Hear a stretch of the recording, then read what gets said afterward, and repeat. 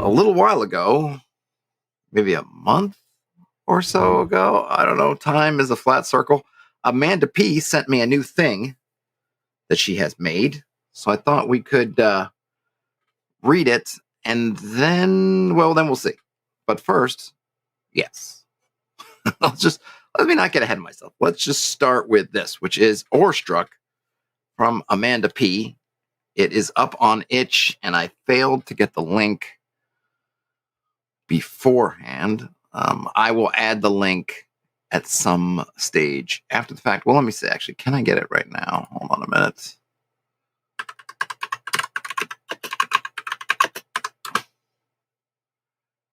Let's see. Yes.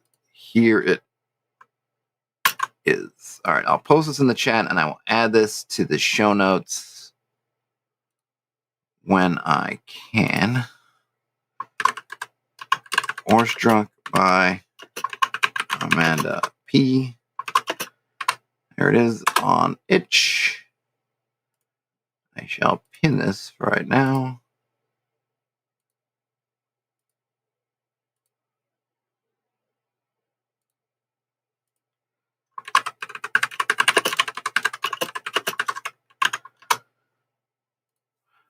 Okay. As usual, just to reset things, as usual, I don't read this in advance.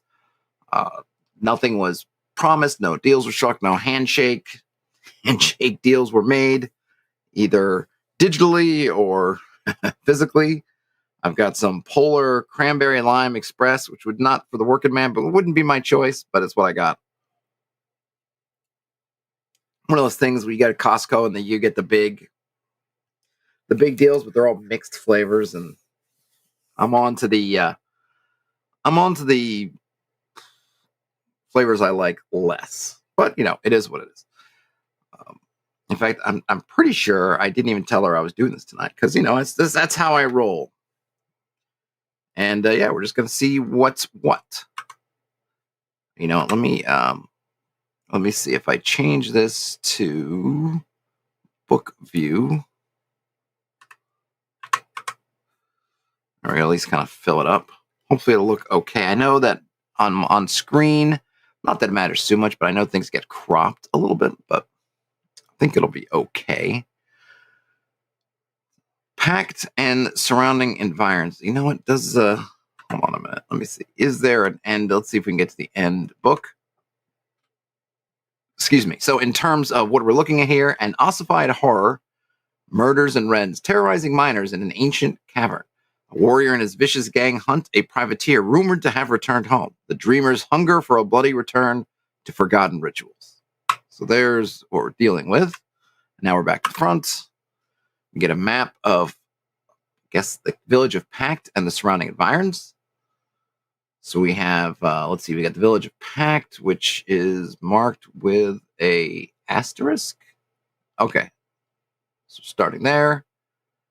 We've got the broken bridge, which is there. We've got the Naiad's Pond, the Hungry Fisher, Flint's Camp, the Cranberry Bog, Grazing Meadow, Traveler's Encampment, Daniel the Duelist's Ford, Thicket Glade, Incomplete Rock Carving of Idonia, Capellia Cavern. And then a note that road travel between locations takes half a watch, which is 4 hours. Trail travel between locations takes a full watch. So I'm guessing this is written for Cairn, I believe. I'm not super, I just don't have internalized. I've read Cairn, I enjoy Cairn, but I don't have the rules internalized. So I guess a watch is 8 hours, half a watch would be 4 hours. So basically, road travel, half a watch, trail travel, a full watch.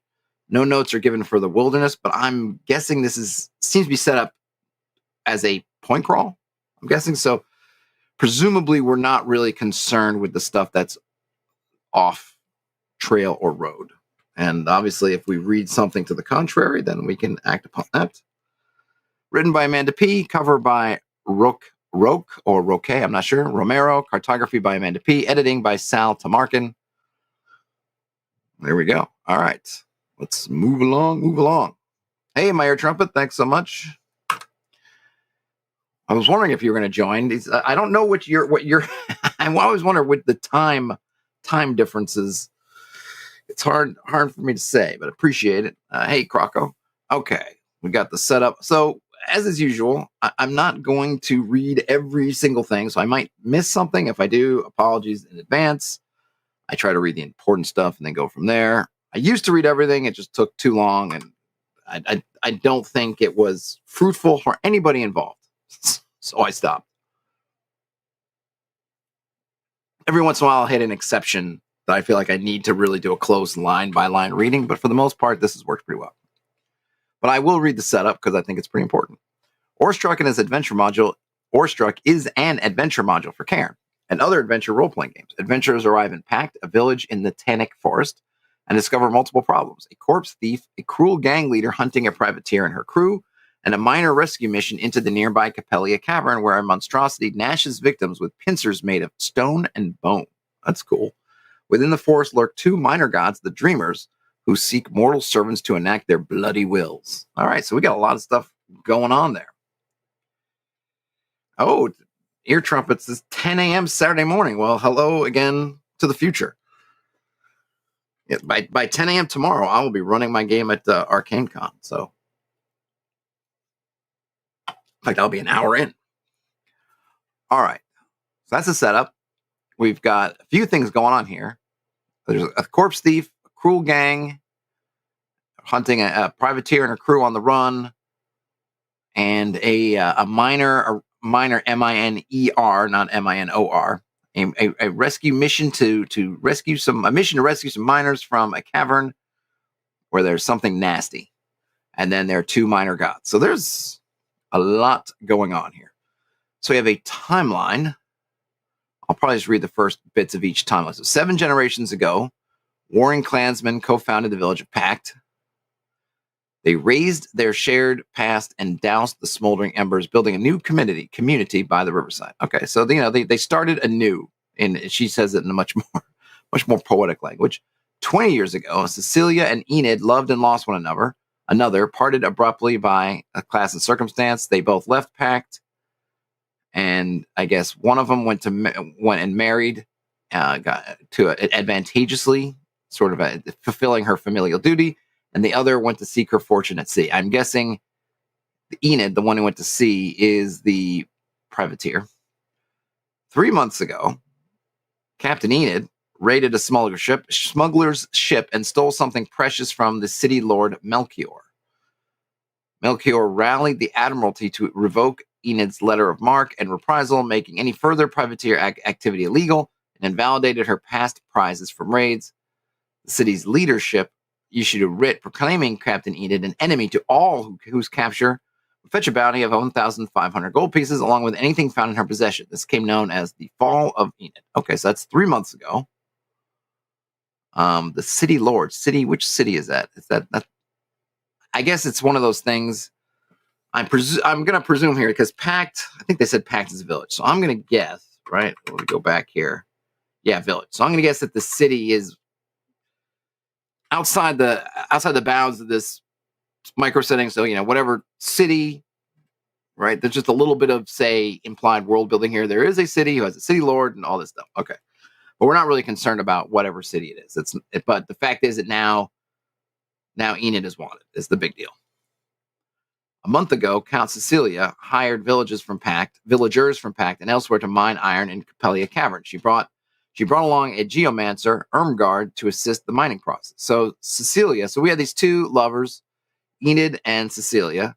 Cecilia has now a count, and she is starting the mine, and Enid is on the run. And that was a month ago. So then 2 weeks ago, Ermgard caused an accident, which resulted in the death of a couple of miners whose blood woke the Dreamers. Fueled by the violence and disaster, the Dreamers manifested a rock and bone monstrosity, the Orestruck. The surviving miners fled. Ermgard was lost in the chaos. So you have this nice kind of web of stuff happening. Krokos is city A. Yeah, a city. A city. Any city you'd like. So we got this kind of web of things going on that started, interestingly enough, the one 7 generations ago, maybe it'll amount to something, but it's just like, okay, Pact was founded 7 generations ago. But really much more recent, we have this kind of saga of Cecilia and Enid, and they were parted, went in other directions, and now those directions are those their paths, their fates are reconverging in these events. So obviously, from what we know from the setup, somewhere around here, Enid is running around. Maybe she's trying to make contact again with Cecilia. We don't know yet, right? And Cecilia started the mining, which then awoke the two, what do they call them? The two minor gods, the dreamers, and then the thing in there with the miners. Okay. Oh, and then we have one more. Actually, we got another event here. Oh, actually, I have two more things. So, okay, so 2 weeks ago, this is when the monstrosities woken up and the dreamers got loose and all that. All right, so now, unaware of the mining disaster, Captain Enid returned to Pact and anchored her ship Sealy in a subterranean lake of the Capellia Cavern known only to smugglers and pirates. After hiding the ship, the captain and her crew disembarked to explore the cave before traveling to Pact. They quickly encountered the cavern's dangers and became separated. Okay, so even more connective tissue as Enid went one-eyed Willie and put her ship in a underground lake, but is also sort of trapped or somewhere inside the caverns. And then, so that was still 2 weeks ago. Then a week ago, Flint. Do we know who Flint is? Yet? I don't think so. So Flint arrived in Pact. Okay, so Flint arrived to arrest Enid, and then we know that Melchior has placed a bounty on Enid's head, and Flint wants to collect it. He's got a gang, Flint's Will, and they're across the region hunting for the captain and her crew. Count Cecilia's men monitor Flint's movements, but can do little to interfere with his bounty hunting until he steps out of line. So basically, Kragos is Flint Stone? Not quite. So Flint has come. Yeah, he's a mercenary. Yeah, he's mercenary. But he's got a bunch of dudes, and they're going to be running around trying to find Captain Enid. And of course, Cecilia knows what's up to some degree, but can't really stop. Presumably, City Lord Melchior, I guess, has higher ranking than a count. I don't know. It's hard to say, but I would get. It would seem like it. So politically, she can't just call them off. But maybe she's hoping that they're going to do something bad, in which case she can strike against them and save her old love for love. And finally, now the escaped miners fill the boarding house in town, nursing wounds. Okay, Count Cecilia remains in the village, trying to get assistance. Captain Enid's sister Ada, who owns Ada's Goods, the general store, is afraid for Enid as false word spreads throughout Pact of Enid's cruel deeds. Flint prepares to kidnap Ada with his gang. Meanwhile, visitors to Pact complain of experiencing violent dreams while sleeping in the forest. Excuse me. Well, goodness, why would you be sleeping in the... Don't sleep in the forest. I mean, even in our day and time, I don't think many people outside of hardened, I don't know, experienced campers is going to go sleeping in any... And even when we sleep in forests here, we tend to do it in organized spots. The heck are you doing sleeping in the forest? Get out of there. Get out. Get to the Pact. Yeah, I don't know. That's funny. Okay. So even more stuff going on. So Ada, Enid's sister, is in play. Seems like she'd be pretty easy to kidnap, except for this. Well, she's in the middle of town, so that has its own challenges. And I'm guessing they want to try to kidnap Ada to lure Enid out. I suppose the problem with that plan would be, though maybe they don't know it, is how do you get word to Enid that they have their sister, that her sister's been taken? But I'm guessing they're not aware that she's trapped in the caverns also. Okay, so now we have some notes on the Dreamers. And apparently what's known about the Dreamers is only known to a couple people, Salamea and Idonia. Mayor Truman says, forests are dangerous and sinister places in medieval times. Yeah, absolutely. Like, I wouldn't, like, adventuring parties, put campfires and have watches for a reason. But maybe, prior to this, I don't remember, because Tannic is the same forest from her other adventure, which also, I think, was a hex called Tannic. Maybe it's fairly calm in the forest these days. It's interesting that I guess it's just the forest and not the town. But I'm sure we'll learn more about that. But here we go. Well, I guess we might be on that page right now. So about the Dreamers. On cold winter nights, grandmothers whisper that when their great-great-grandmothers were mere babes, true dreamers were shocked from sleep by a murder in Capellia Cavern. The killings split the local community, and two clans formed, each moving deeper into the forest and feuding from their respective fortified sacred groves. Okay, I believe this, not to step on things, is referring back to that 7 generations ago, the warring clans. So prior to that, this seems like this is what happened. The dreamers became enraptured by the mortals' violence, and energized by the blood spilt under the conifer bows. But the clans soon became weary of the conflict, and the fighting began to taper off. This weakened the dreamers' powers. Each withheld their blessings for health, and home, and haunted the dreams of the villagers, naming a champion whose dreams they filled with violence. The dreamers' powers compelled each champion to travel to the sacred grotto in Capellia Cavern where the feuding began. Meeting and filled with dreams of rage, these champions fought, and their deaths strengthened the dreamers anew. Year after year, nightmares called each clan's bravest or most rebellious to the cavern, until one autumn when a pair of champions found themselves trapped together in a snowstorm as they traveled to the cavern. Bonded by survival, we're getting a real enemy mine moment here. Bounded by survival, the champions resisted the bloody dreams. When they returned home, they freed their people from the weakened dreamers, together raising their fortified settlements and leaving them behind. The communities came together in peace, founded the village of Pact, and the champions married. Time passed. So hence, Pact, the name, right, has this kind of meaning, right? Because they made a pact. Descendants preserved the original villagers' remains as relics passed down with care, kept under hearthstones as wards to prevent the dreamers' magical compulsion. None recall the dreamers' names, ritually burnt and erased from their history. So this makes sense as to now we know why the people in the village aren't getting the bad dreams. Is because their homes are in a sense consecrated against dreamers, which is very cool. But of course, if you're just sleeping out in the woods, no such protection. And it's interesting too because purposefully or not, by forgetting the origins, now they're not in a position to prevent the dreamers, or at least only a few of them are. That is to say, Salamea and Idonia.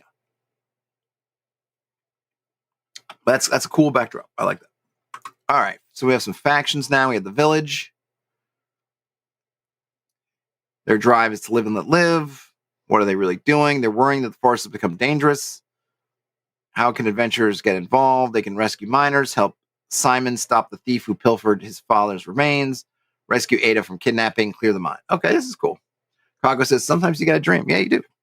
So here we have the factions. So I kind of like the setup. I don't know if this is from Cairn or this is Amanda P's own invention. But each one of these is going to have an appearance, a drive, kind of what are they up to, and how adventurers can get involved, which is just, I'm not sure. I'm sure you could come up with other versions of those titles, maybe come up with some alternate stuff, but it's good. I think you don't really need too much more than that. So the next faction we have is Cal Cecilia and her company. I'm going to skip the appearance because I don't think it's that important for us. Obviously, if you're playing, you might want to have those notes so that when you meet them, you can mention it. But for us, it's not that big of a deal. Their drive is to rescue the missing, remove the monstrosity so that work can resume, and reunite with Captain Enid. What are they really doing? They're attempting to delay Flint and his gang from hunting down Captain Enid and her crew. And then how can adventurers get involved? It seems like how they can get involved is really how can they help them. Maybe they'll be one of them when we get to some of the evil side, if there's something that they can do that's preventative. But how they can get involved seem all things they can do to help the faction. For this, it's clear the mine and the monstrosity, rescue the miners, uncover the secret job of rescuing Enid and her crew. I'm not sure how so maybe that's, I don't know. That one's I guess that's the one that I wonder maybe is a negative, a way you could negatively affect the faction. Because I presume Count Cecilia does not want it known that they're trying to rescue Enid, because at least until truth gets sorted from fiction and that gets all out, then that's going to not be good for them. So the miners, they want to make money. What are they doing? They're lost in the mine or huddled in town. How the adventurers get involved, restore the mine to functionality, right? And then, this is kind of nice. She has a list of the missing miners and kind of what pages they're on. So there are 1, 2, 3, 4, 5, 6, 7, 8, 9 miners. Mr. Rourke says fast factions, fast factions acting fast. Flint's Will, that's the gang. Their drive is profit. What are they really doing? They're trying to capture Captain Enid. How adventurers get involved. See, this is definitely kind of an anti-faction. I almost think it would be nice as a note. You probably don't need it because you're kind of into it. What's what, except for maybe this one with Count Cecilia. I would just, for myself, I think I would maybe use something to say like, how can they help? How can they harm? Right. And capturing Captain Enid obviously is something that would help. Flint, well, maybe. See, it's dicey too, because if the party captures Captain Enid, are they going to hand her over to Flint? I mean, if you're looking with some mercenary, if really your party's just like in it for the money, then why would they hand it? Why would they hand Enid over to Flint when they could take Enid back and get the full reward for Flint themselves? Doesn't make sense unless Flint has has enough people that they can really threaten the party and say hand her over or else. Obviously, opposing Flint is going to be negative. And then we got some locations. It seems like there's only Flint, Grita, Gerka, and Else. So that would be 1, 2. There's only 4 of them. All right, so that's not that big deal. And then we have Captain Enid. What are they doing? They're trying to figure their way out of they're stuck in those caverns. How the adventure's going to evolve. They can get rid of Flint, and they can pass messages between Cecilia and Enid, and they can rescue the crew. And then they have 1, 2, 3. Yeah, there's 5 crew members total. Which actually that does not including Enid herself is not listed in there. So maybe I don't know if it's a secret or where she is, but Inga, Locke, Korban, Hild, and Goron. And then we have the Stonebound, which we don't know who they are yet, but they're a faction. So their appearance, just so we understand what they are, is they're skeletons bound inside translucent blue stone, which is very cool. They want to keep humans out of the cavern. And what are they doing? They woke up due to the mining accident. They subdue and remove humans from Capellia Cavern. That's cool. They were, let's see. So there's a room, I guess, where they become cursed to become stonebound. They seek to prevent others from experiencing their fate. Oh, so they're kind of good guys. No Mr. Silver, as far as I know. That's kind of neat. So they're really trying to stop people from becoming stonebound, which is kind of neat. So they're going to act antagonistically, but they're not really antagonists. And then how adventurers can basically interact is they can destroy the statues in the grotto and end the curse. And they can also assist those turning into stonebound. All right. Are there any other factions? All right. So that's a lot. So we got 1, 2, 3, 4, 5, 6 factions here. Now you get a page on problems and rewards. Armed adventurers looking for work will hear the following opportunities by visiting the boarding house or asking around. So here's the old adventure hooks or rumors, whatever you'd like to call it. So a grave robber desecrated the remains of Simon's father. Simon is offering an old family heirloom to bring the thief back to justice. So Oswart the Grifter, that's a great name, removed the finger bones. He used the bones to make and sell fake protective relics to the miners and other travelers to the forest. His fake relics are powerless. He is at the traveler's encampment. Okay, so reward. Simon is a boatman, but his father was a musician who left him debts and a tuning fork. What's the reward? Reward. Simon is a boatman, but his father was a musician who left him debts and a tuning fork. So does that mean he'll give the tuning fork? I guess that must be it because we have an entry right underneath that says Harmony's Fork grants a chance at peace between opposed parties. Reroll reaction, even if creatures are already hostile, recharged by tuning the instrument of a skilled musician with the fork. That's cool. That's really nice, actually. So that is the reward. All right, so he can give you I could probably make it a little bit more clear. Just say he'll offer his father's heirloom, which is Harmony's Fork. And not that it's not super unclear, but the phrasing is a little bit off to me. Not off, it just doesn't quite mean what it says what it means. All right. Also, Council Cecilia is offering 500 gold pieces per party member to rescue or recover Ermgard and any surviving miners from the incident of a couple of weeks ago. She'll pay a bonus of 1,000 gold pieces for the party and a writ of recommendation to use with any local official if they bring proof they have destroyed the monstrosity. All right, so that's a lot. So 500 GP per party member if they can get Ermgard and any miners out. And then an additional 1,000, but that 1,000 is split. So if you have a party of 4, you get 2,000 gold for rescuing and recovering bodies, and then another 1,000 on top of that for destroying, for proof that you destroyed the nastiness that's down there. And then Flint offers 1,500 gold and the ship Sealy, along with its contents, to capture Captain Enid. That seems off, only because I think we saw the reward What is the reward? I thought the reward is only 1,500. I kind of think it should be less, only because it just doesn't make sense to me that he would give up the entire reward. I guess I'm wondering, is there something else in play for Flint? Because the reward from the city lord is 1,500 gold and presumably the ship and whatever you get to capture Captain Enid. Then he's saying he will give the party or whomever 1,500 gold and the ship and whatever to capture Captain Enid, which means that if the party were to sign on with him and do the job, he would be netting nothing. Doesn't make sense unless he's going to either double cross the party or there's something else going on. So maybe there'll be something else going on. Maybe he's going to double cross the party, but otherwise I would lower that. I mean, that's not even, he can't even pay for his time. He's got guys, he's got a gang underneath him that I'm sure want to get paid. I don't know if that's just a little bit of a goof that you need to fix or what.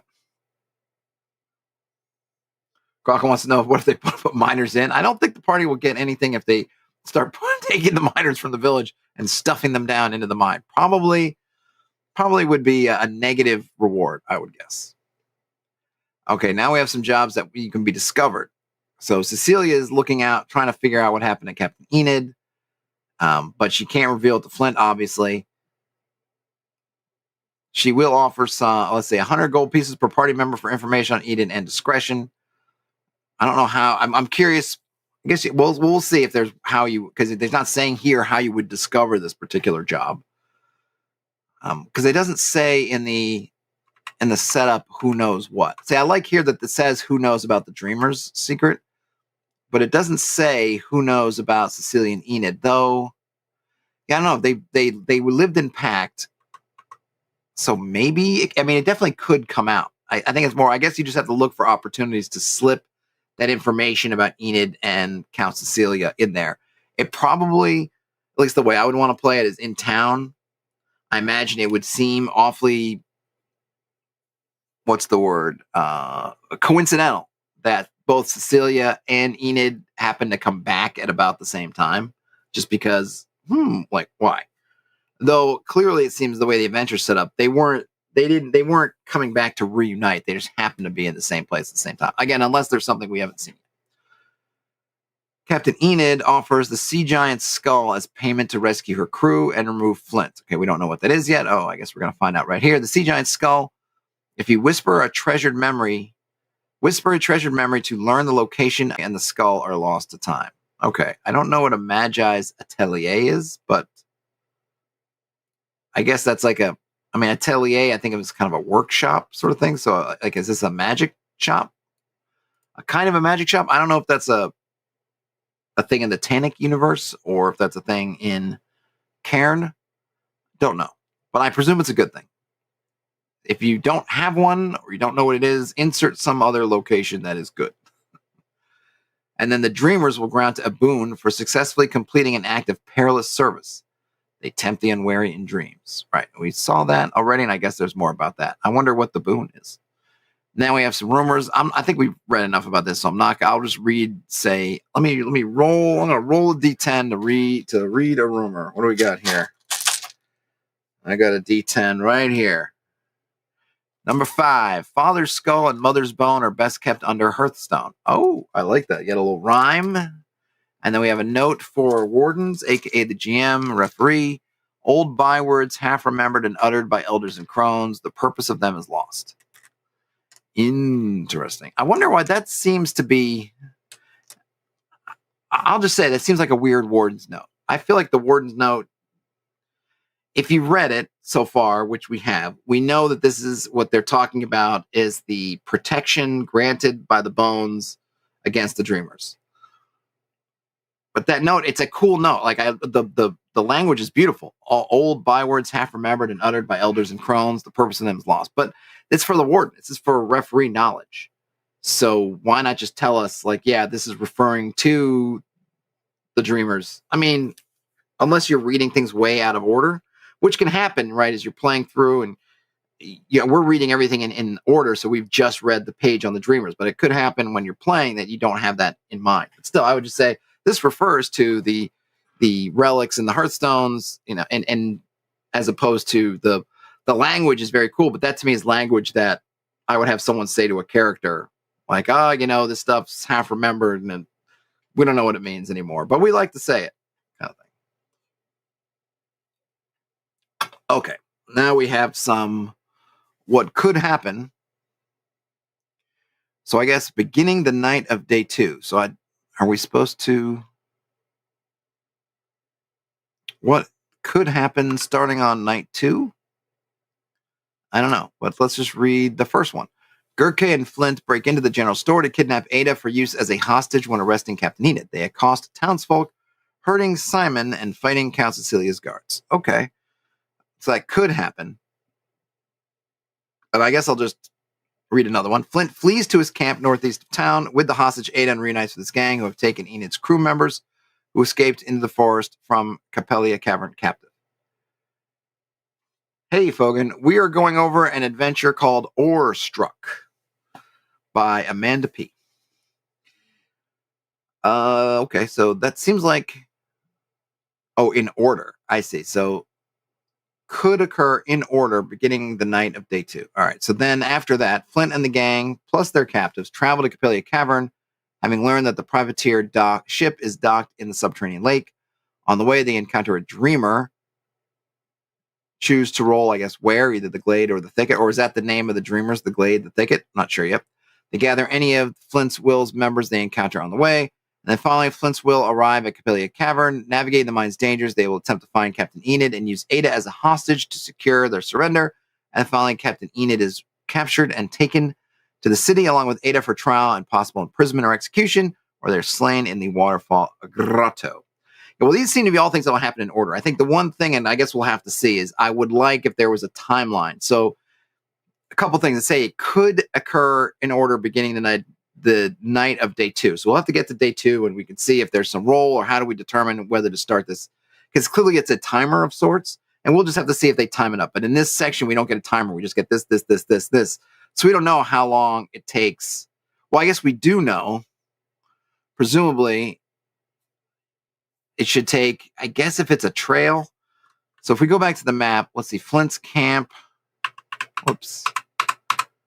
Let's see. So we're starting here in town. He kidnaps the town. Road, that's half a watch. Oh, that's wait, where's Flint's camp? 4. So we got half a watch here. And this is where it gets interesting a little bit. How do you judge this section?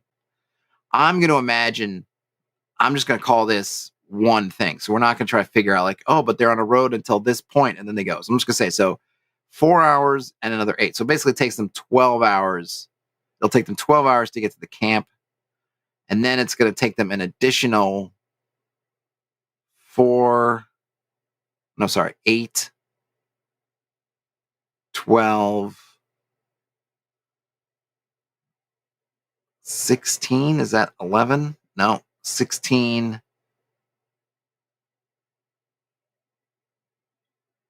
20 hours. I don't know, but this is where I think it would be nice to have, and maybe it will be there. It'd be nice to have that. Hey, once these things start, it'll be this many watches, this many watches, this many watches, this many watches to give us an idea. But this could be information that's elsewhere, or maybe it's depending on, we're going to roll dice every day, something like that. It could be another way. We'll see how they handle it. I hope they have some kind of structure for that, just to make it easy. But you can map out the time it takes. So we have the village of Pact. Cold winds blow desiccated cedar fronds down the dirt road towards a humble village. There's a watchfire manned by Agnes or Agnese. He smokes an acorn pipe. That's a nice touch. We have a town square with a boarding house, a general store. There's a graveyard and some pavilion tents. And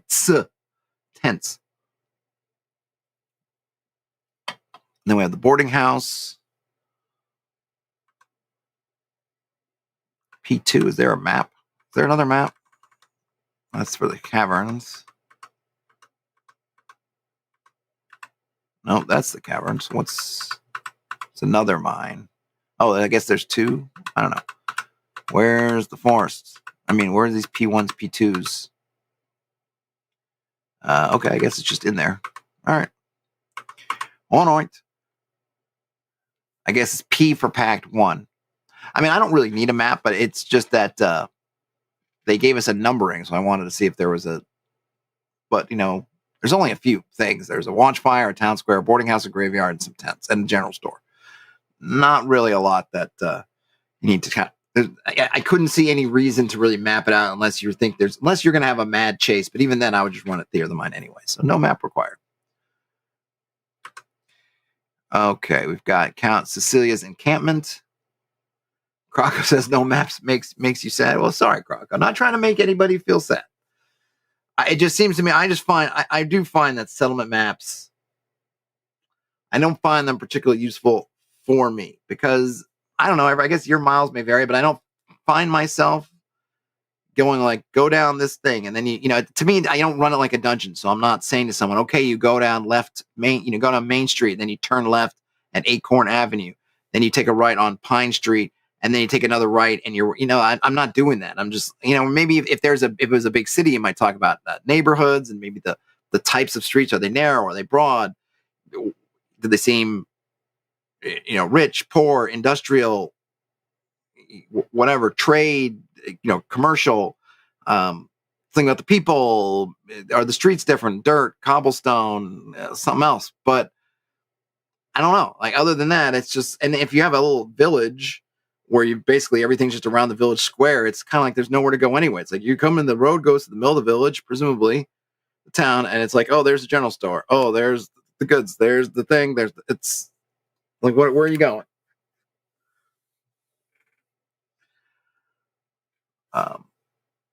Croco says, just seems like there is a lot that can happen in the village, so a map might be nice. I mean, yeah, I mean, you look, it's one of those things, right?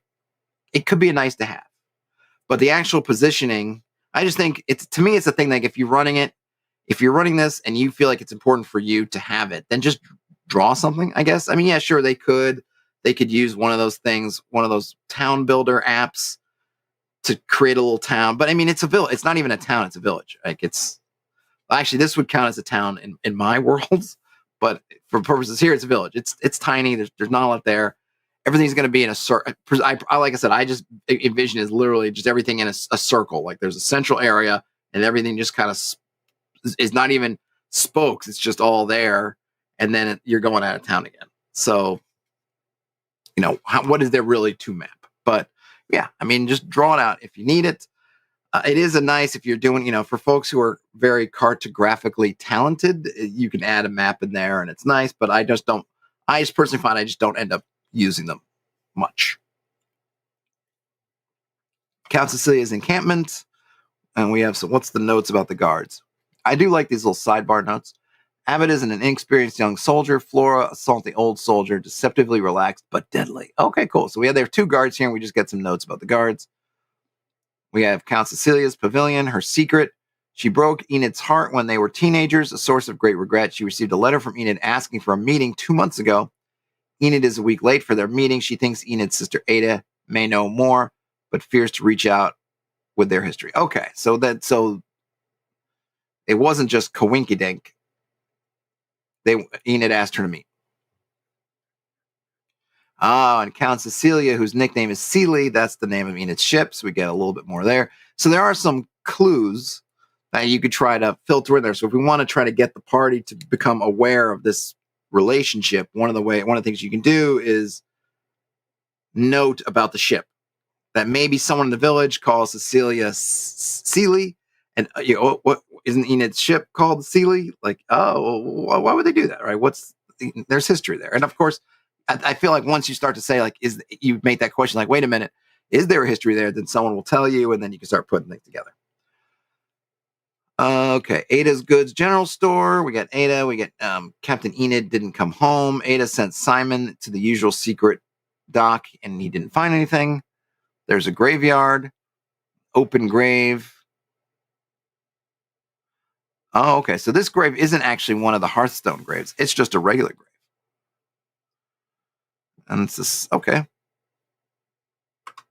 Now we get into the forest, the Tannic Forest. Under the interwoven canopy, humid air fills the nostrils, layered with the scents of pine sap and fermenting cranberries. Sugar sand paths creep under dangling honeysuckle vines that strangle the trees. Small but enterprising spiders weave enormous silken webs between the branches overhead. No birds sing.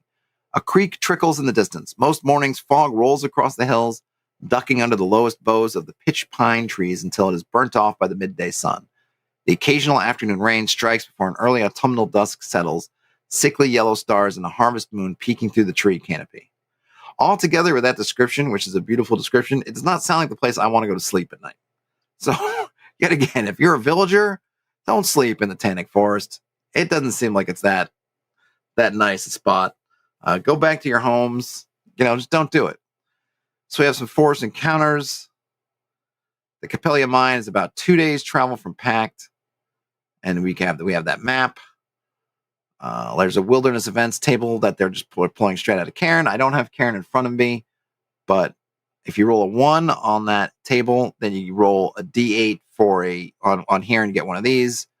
You don't repeat encounters. If you get the same one twice, move to the next one down, and then you can roll weather per Cairn. Okay. So we have a bunch of things. One of them is a bony vine winds around an ensorcelled wolf that snarls, attempting to escape. Careful party members may spot 2 bony vines slithering across the forest floor towards them. If not stopped, each vine will attempt to grab a party member. Save to avoid being grabbed. A rescued wolf will flee to the forest. Okay, so I'm kind of curious about the ensorcelled wolf. I guess I got to wait till page 34 to see about that. And then here's another. I'll just read one more. Inga the sailor rushes towards the party as a carnivorous conifer hunts her, a boarding axe embedded in its trunk. Inga knows where Celie is. Okay, so there you go. So if you can rescue Inga, that's something, but you might not get her. But I like the carnivorous conifer. Another reason why would you want to sleep here at night? There are ensorcelled wolves, bony vines, carnivorous conifers. More reasons to not sleep in the forest. Do not sleep in the forest. And if you do sleep in the forest, you can get one of these 6 dreams. I will just read one, and I will roll a die to see which dream I shall read. I got a 1. A thin vine springs from the earth that wraps tightly around your feet before weaving its way up your body to cocoon you completely. Only when you are trapped in the darkness do you realize you are surrounded by teeth. This calms you as you are slowly digested. Nice, but I don't. Obviously, you're not going to be. I guess in this world, if you die in your dream, you're not dying in life, or you're going to wake up before you actually are digested. But certainly a creepy dream. All right. Now we get to some forest. These are the locations that were on the map. We have the broken bridge, the Naiad's pond. I like a small tea brown pond. That's a really nice color note, tea brown. On an island in its center sits a hut with a thatched roof made of moss and cedar. During the day, a red-headed woman named Helga fishes from her faded green rowboat and communes with the carved sycamore tree, its boughs spread elegantly above the hut. Helga speaks exclusively about forest fishery when not flirting artlessly with Salomea, her longtime companion. She pelts visitors with questions about their fish purchasing habits. And Salomea is the carved sycamore tree, which is a pond spirit bound to their tree by an ancient carving and awakened again a decade ago by Helga.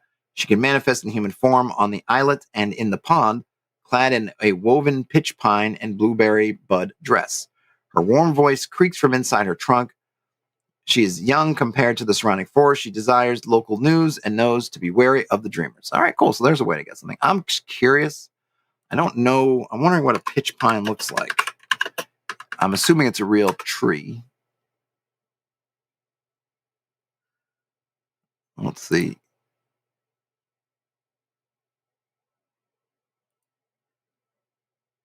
Okay. So just in case, actually, I'll just, well,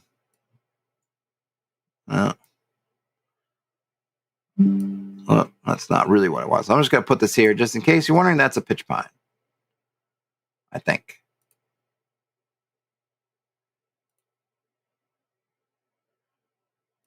All right. Where's Wikipedia? Pinus rigida, the pitch pine. Small to medium-sized pine, Native to eastern North America, primarily from central Maine south to Georgia and as far west as Kentucky. There you go. Cool tree. So there's the pitch pine. If you were wondering, like I was, what exactly a pitch pine is, there you go.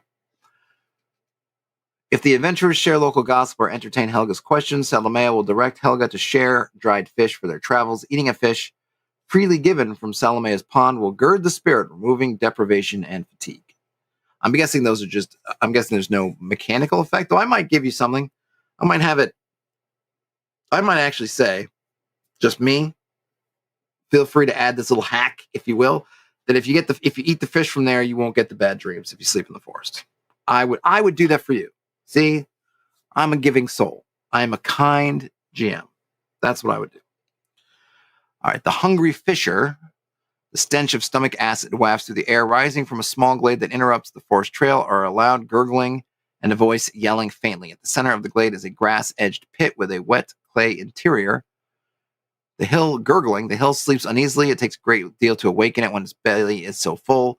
The voice is Brida, a miner that's trapped in the fissure, the hill's gut, slowly dying. She will die if not rescued by day 2.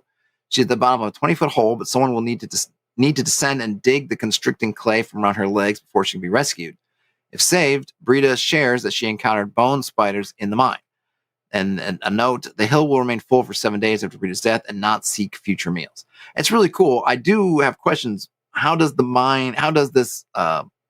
idea of this living hill that's consuming people is really cool.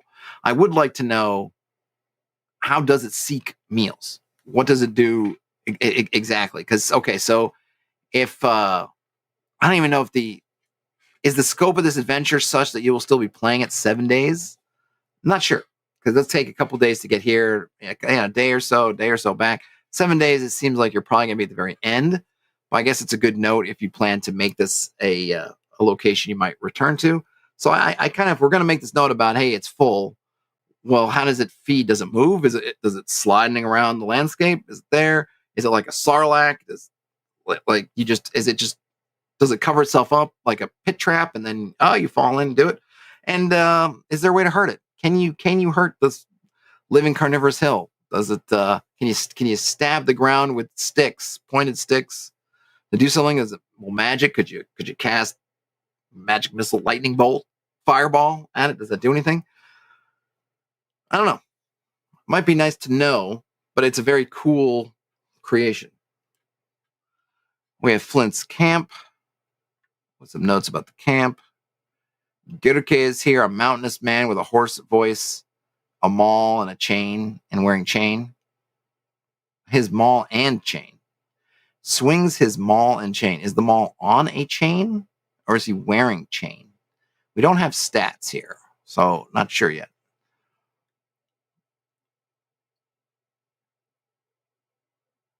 Okay, so then there's another note about day 2, because remember, a lot of things kick off on day 2. Brida, the Flint's plans kind of kick into high gear on day 2.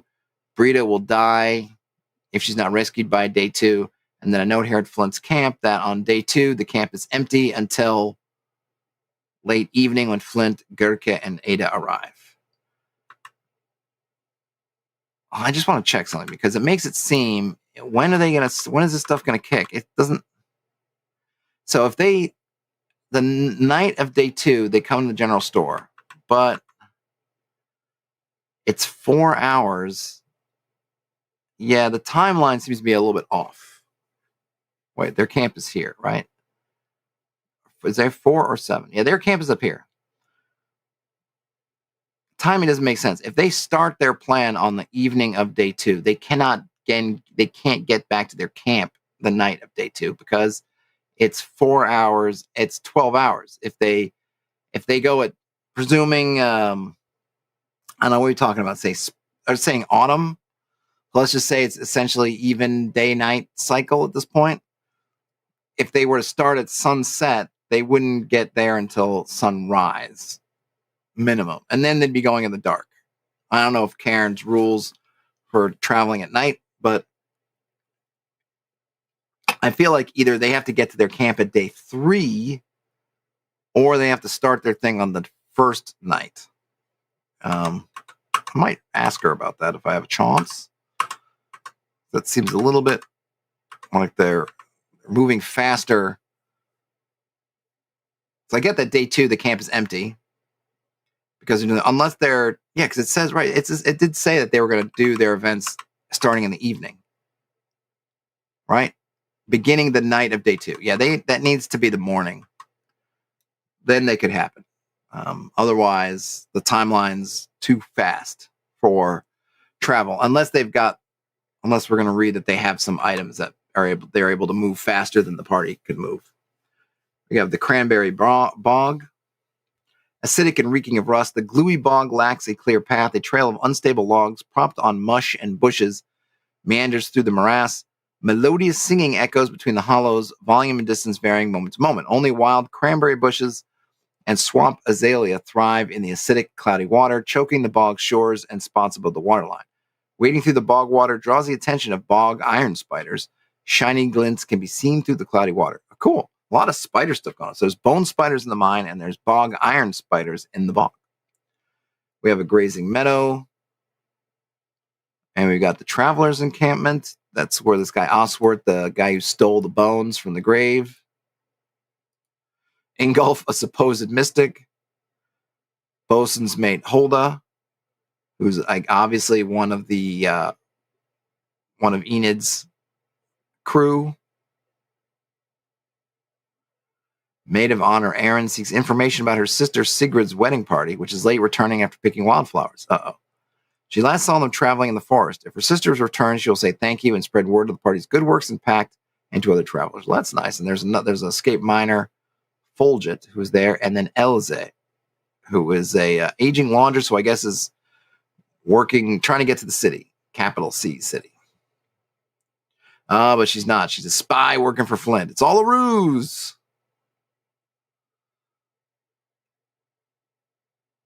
Okay. And she's going to get Holda. Where's Holda? Oh, the bosun's mate. Okay. Dead or alive on day 3. All right. So there's another kind of ticking clock there. Daniel, the duelist's Ford. Daniel, a mischievous young adult, glares at all who approach. His weasel-like face bears a thin mustache over a smirking lip. He stands on a large log braced between slippery rocks crossing the river. The Ford appears treacherous. And, he's like, answer me these questions 3. So he wants to challenge the party to some log rolling. That's kind of fun. There's the thicket. Vultures leer from the boughs of an old willow tree, trunk split in half. Below the boughs, or is it? Yeah, it is boughs, sits a weathered meteoric rock carved in Neolithic fashion to resemble a wolf. Burnt wooden stakes stick out of the ground surrounding the glade. The wolf speaks with a terrible gravelly voice like tectonic plates grinding. It introduces itself as Forthwith, a force god of great power. It will grant a boon to the party if they carry a stone dagger to a waterfall grotto inside of Capellia Cavern and return it to a statue there. And there's the secret is that Forthwith lies. It wants a new champion. And then the burnt wooden stakes are the remnants of an old wooden palisade. Careful examination of the meadow reveals the burnt outline remnants of a crude settlement covered over by moss. So there you go. So this is that one of those Crocodile says, "Damn you, Flint." Yeah. So this is one of the gods, and then the other one, I guess, is this one, the glade. Trees surround the glade with the burnt remainder of wattle fencing. Look at that! I just discovered wattle fencing earlier today, and here I hear it. Look at that! Must have been meant to be, interwoven between individual trunks across the glade. Grow pale green-white plants. At center stands a withering willow tree with a great hollow that air whistles through, carrying a voice. And then we have, so the voice is reedy and creaking. It introduces itself as erstwhile. So we have Forthwith and erstwhile. Those are great. And requests aid. The adventurers carry a large rhizome and grove soil to the hidden grotto. When there, bury the seed and feed what grows what it requires. When this is done, erstwhile will grant a boon. And of course, the secret is erstwhile hungers. The rhizome grows into a giant carnivorous pitcher plant that demands an immediate blood sacrifice, either alive or newly dead. Hey, Bidenus, thanks so much for the kind words. Okay, so there we go. So we have the glade and thicket, incomplete rock carving of Idonia. Idonia is an old forest spirit and will assess the adventurers. If they have been cruel in the forest, her face will glare. If she views the party favorably, she will provide orientation and guidance, speaking with grave authority, her voice little used over the centuries. She will, in brief, share the legend of the Dreamers. So there's probably the main way, presumably, where you will discover the Dreamers bit is from Idonia. There was... Who was the other one? It was... Salamea. All right, Salamea. We already met. But they don't mention it.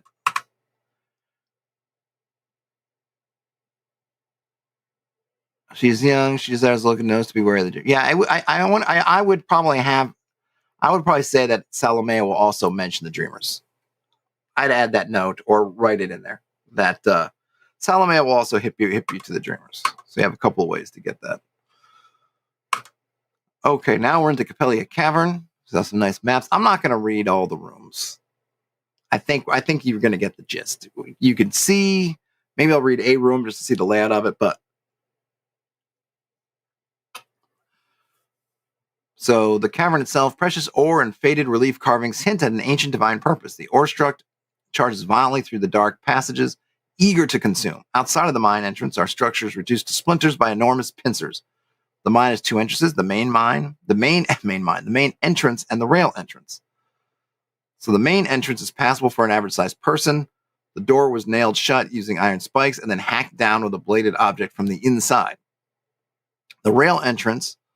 Wood and iron rail tracks lead in, covered with loose stones and minecart parts. Adventurers can deduce that the entrance had been collapsed with explosives from outside, and then collapsed rocks were chewed and shoved from within, allowing passage for something very large. Seems like that's where that monstrosity would be, maybe using that one. I don't know with Cairn, but I guess Cairn, right? Cairn it's not strictly medieval, right? So there are things like guns of some things. So we obviously have explosives, we have rails, but I think that's all part and parcel of Cairn, right? Someone can correct me if that's wrong. I think that's right. Okay, so first impressions throughout is natural sandstone, smooth and sculpted by centuries of flowing water, marred by the picks and braces of industrial mining. Caverns smell of wet rock, mildew, rotting vegetation, and salt.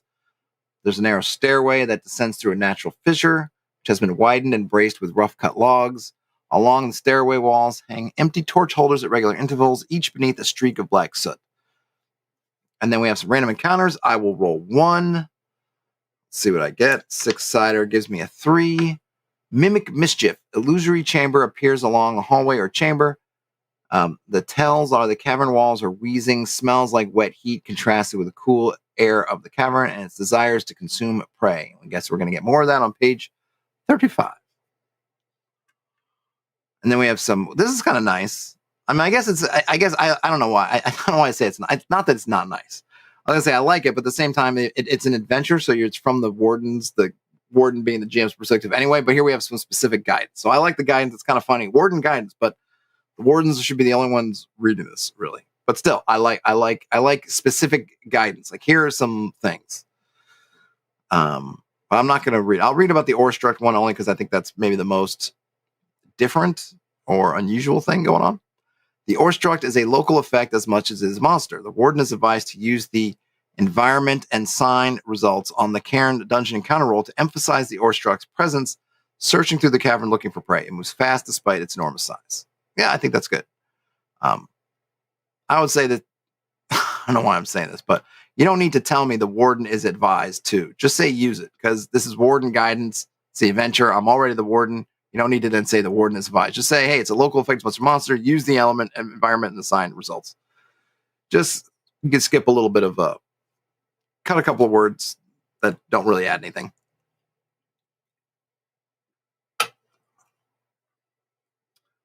Kako says, ore was struck in the mine, which made the ore struck. I mean, something like that.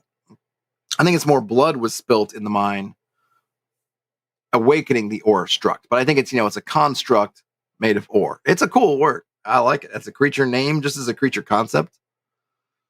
And then we also have the Stonebound, which I guess I'll read the note about Stonebound. They seek to push any humans out of the cavern to safety, subduing but not slaying. Humans transforming into Stonebound are in immense pain as their flesh gradually grinds to dust over 3 days. Oh, that sounds pretty agonizing. Don't want to do that. Okay, which one of these rooms seems the most interesting? Let's see. Well, I'm going to roll a die. I'm enjoying this random rolling. So we have 18 I'll read one from level 1 and maybe one from level 2. I'm going to roll I can roll an 8-sider for the first level. If I happen to roll an 8, I will just reroll, which is easy enough to do. All right. Cocked. I don't really have a good rolling source here. Number 1. So we shall read the first room. Let's see. Miner's Blessing Chamber. 2 small, simple stone statues stand on a makeshift stone plinth. Coin offerings and paper scraps sit at their feet. The statues, they're ancient and primal. The exaggerated human figures have chests marked with red oxide handprints. They face one another in martial stances. Newly whittled pine pickaxes are wedged in their hands. And then there are coin offerings. There are 15 gold pieces and small scraps of paper scribbled with miners' wishes that lie at the statue's feet.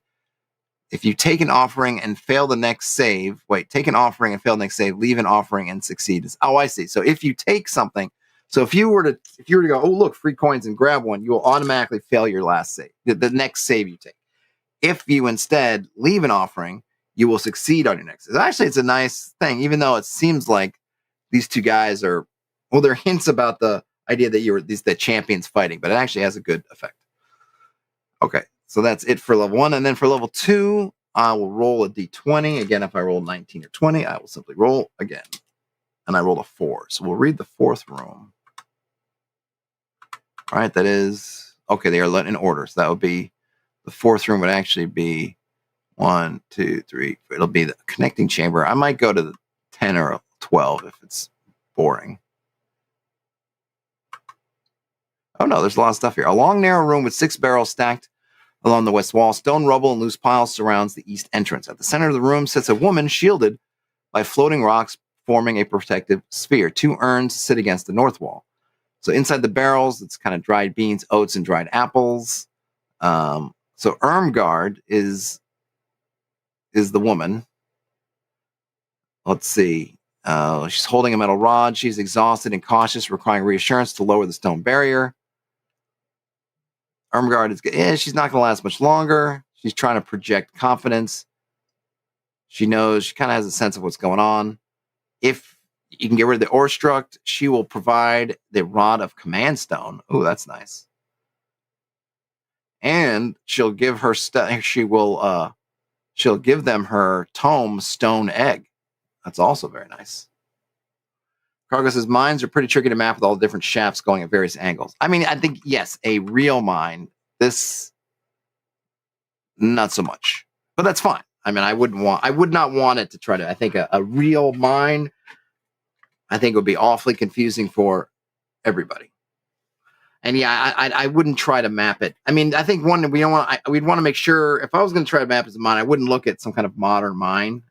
However they do it, I'd want to look like, well, do we know what any kind of medieval mines look like? Do we have any concepts of the complexity of a medieval mine? Or was it basically kind of go straight, you're following a vein and then you maybe make some turns? It may not be that complicated. I don't know. It's going to have, I don't know if a ancient or medieval mine would have lots of vertical shafts or be mostly horizontal, presumably a little bit of both. I don't know. But I wouldn't want to try to make one because it'd just be a mess. It's one of those things that I'm happy to stick with the fantasy, much like a dungeon in an actual castle is nothing like a dungeon as we do in the games. In our case, reality dungeons are quite simple.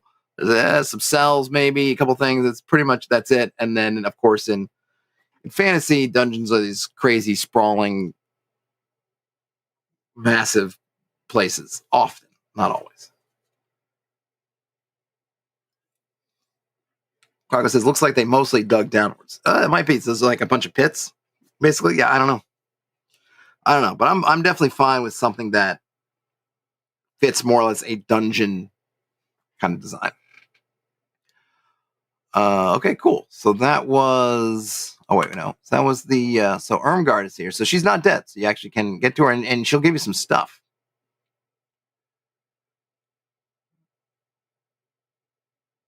Ooh, there's a bone saw. So in one of the urns, hidden in some fresh milk, is the obsidian bone saw. Taking the saw without offering 7 coins or stealing the coins will boil the milk, inflicting onto the thief some strength damage. So, ouch. Let's see. The schooner Sealy. So we got the...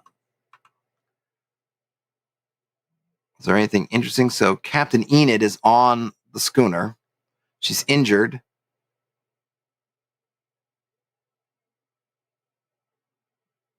Freeing Captain Enid from the bone. Wait, hold on. Oh, I guess let me read this. So on the schooner Sealy. So we're now on to our one-eyed Willie kind of moment as they come into the cavern. They see the ship in the underground lake. So on the forecastle, isn't that they call it? I think they don't call it a forecastle. I think it's called a forecastle. Or am I misremembering that? Am I confusing with something else? Okay, so Captain Enid, her chest and arms are mobile, but her lower half is encased in a bony material that was spit on her by the bone spiders. And then she's got a leather bag next to her. Okay, so if you can chisel her out, but if you have the bone saw, it's done a lot faster. So you can either take hours to chisel her carefully, or an hour, or if you've got the bone saw, the obsidian bone saw, you can get through fast. She's going to want to know stuff. She can help stuff inside the bag. There's some old love letters between Enid and Cecilia that have been preserved. Some of the paper looks newer, i.e. they've been in contact still. And there are a couple of people below decks, Gladiola and Castor.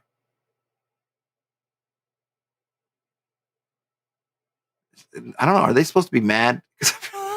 Or I guess they're just there. Because the Gladiola, the young chef, weeps and stirs a pot of thin fish soup. She is saddened by her remaining stores, reads tea leaves, and tearfully gives solemn omens. I don't know if I should read that as that's just kind of normal behavior for her, or as if she's kind of gone overboard. Where is the Orestruck? Did we see where the Orestruck? I guess maybe the Orestruck could be anywhere. Where is it supposed to be? Okay, so C13, the root chamber of transformation. That's where you can become the stone guard, right? Or, the nest. Orestruck rests here in its nest. 4 bone matter mounds lie on the north wall. We got some dead miners in a couple of them, but a couple of live miners in another one. Okay. So we have some relics and treasures. I'm not going to spoil those. We have the bestiary. I'm mostly interested in the Orestruck.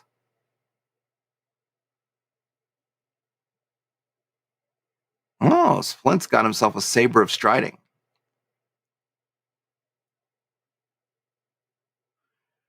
Owned by a cruel general, the saber forces a contingent of up to 3 individuals to march for a watch. Okay, so you can kind of force some people to march, but doesn't make them march any faster.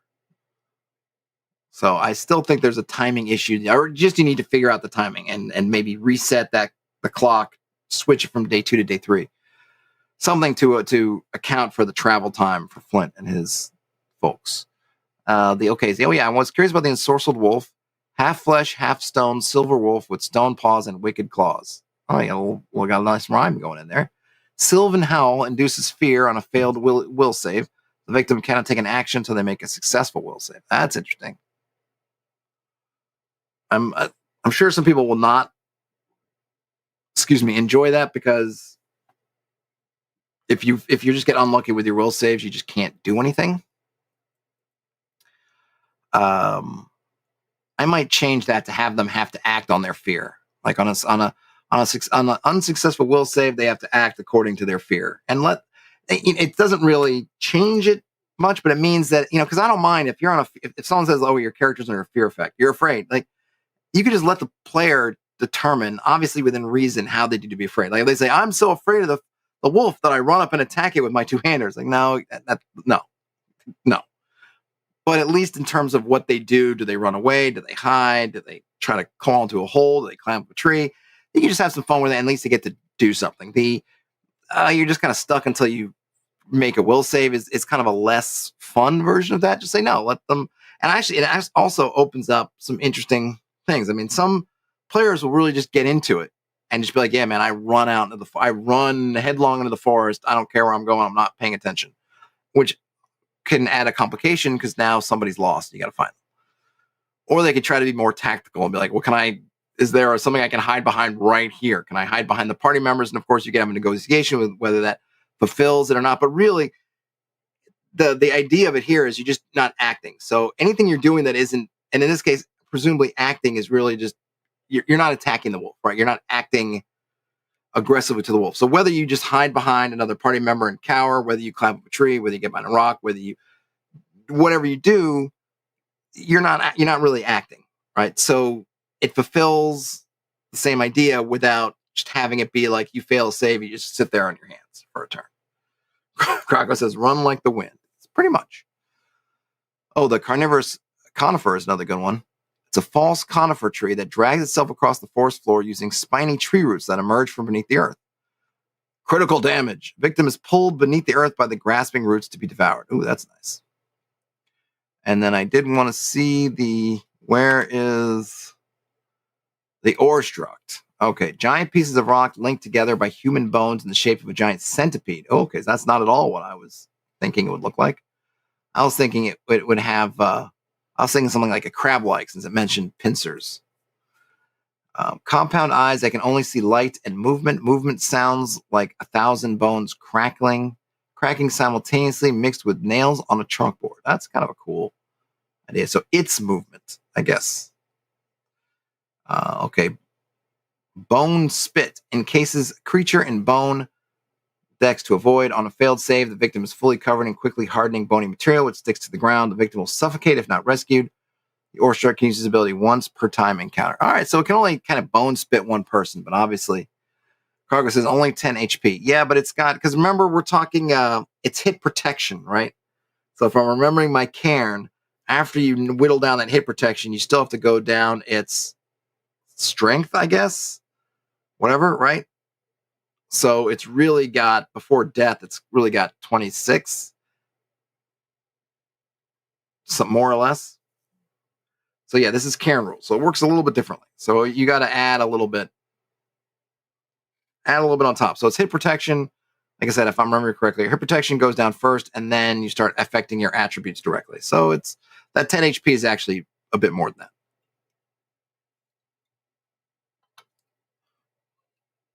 All right. Then we get another cavern map. I guess it's just a bigger cavern map. Is that the same as the other one?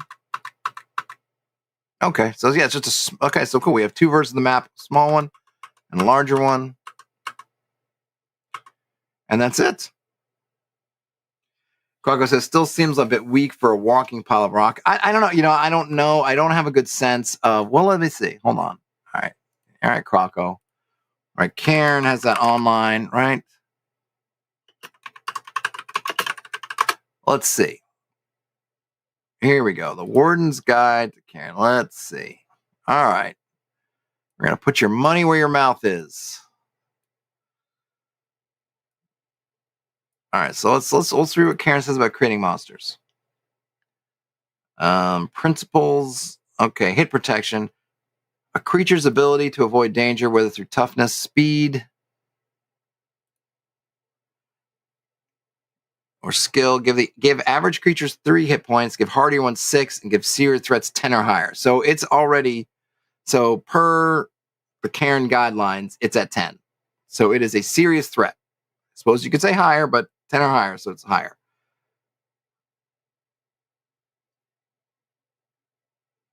Right? So, and it's got pretty high stats too, all things considered. Strength of 12, dex of 12. Or no, sorry, 16 strength, 12 dex, 12 will.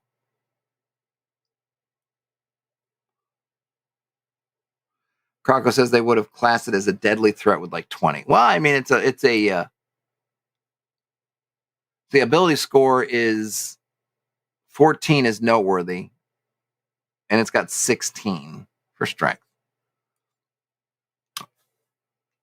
I mean, you can argue, but it's, I presume that it is, she statted it as a serious threat. Could she have made it more? Sure. But but I think it's fine. And I'm just curious if we can compare it to some other beasts. Is there anything? Let's see what the... So Basilisk has 10. What else has? Bone constructs have 8. Bugbears have 8. Burrowing horrors, which are huge insectoids, only have 6. Cobblehounds. These are immobile. So are they made of... Immobile constructs typically use as guardians to create tombs or artifacts, but they have a bite. So I guess if you get too close, they can bite you, but otherwise they're not. Crypt Guardians. Yeah, so Crypt Guardians is 12, which is an animated skeleton. Ettins are 10. I don't know what an Eye of Terror is. Wink, wink, nudge, nudge. They're 15.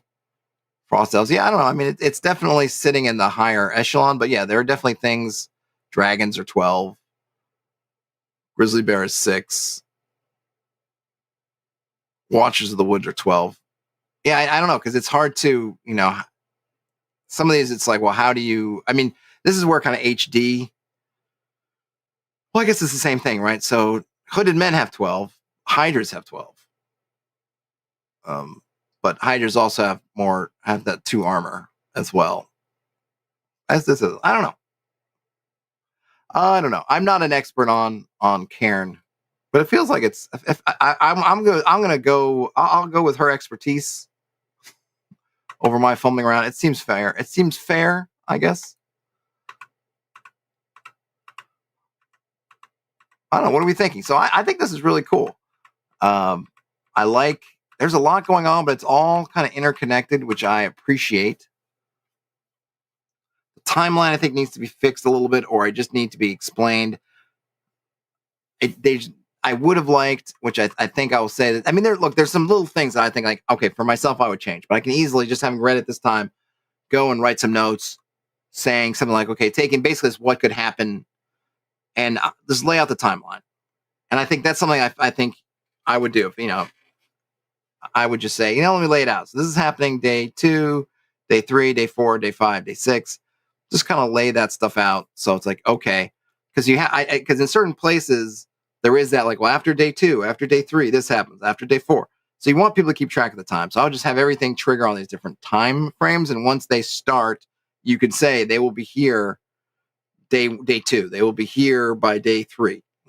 There is a chance it's not really covered in here, but obviously this is not something that she could cover really. But you want to be aware of as a GM is where people are on these roads. So if they kidnap Ada the evening of day 2, well, they're going to be on this trail in the night.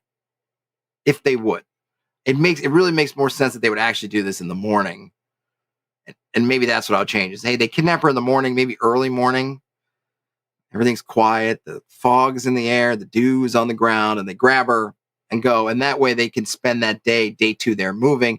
And this is good to know, because where's the party? If the party is also moving on the road, these roads are not big enough. There's not enough going on. If you're on the road and they're on the road and you're in that same watch area where you're passing, you're going to run into each other. That's an element that it's not covered, and you can't cover it because there's too many dynamic things going on. But, as a GM, you want to know, okay, not only which places they are at certain times, but also you'll want to keep track of, well, where in these segments they are when things are happening. You got a nice little dungeon. There's some really kind of clever and interesting creatures. No hexes. I might add some hexes on top of here, because maybe the party does want to cut across, because that's a way, especially when people are on the road. For example, let's just say it's the morning. Oh my gosh, Ada's been kidnapped and they're on the road. Well, how can the party potentially catch up to them? Maybe they can run.